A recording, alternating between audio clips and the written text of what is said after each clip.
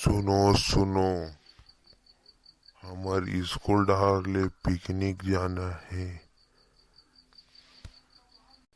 हमारी स्कूल डार ले पिकनिक जाए के प्लान बना थे, तो कहाँ जाना है बताओ रे पिंकू। हमन हना गुरुजी,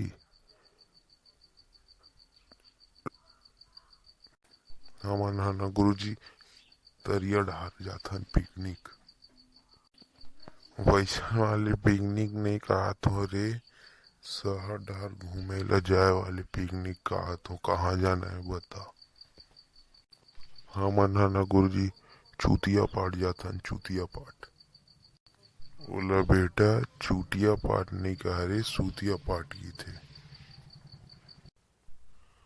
अब ते बता बेटा वेंकी कहाँ जाना है। हमन ह न गुरुजी भोरम देव जाथन। और चलो ठीक है, भोरम देव जाओ।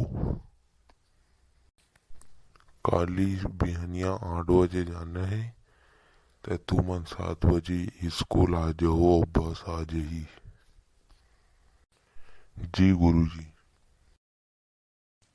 जी गुरुजी ठीक है। तो यहीं तक रही से आज के क्लास खत्म होते।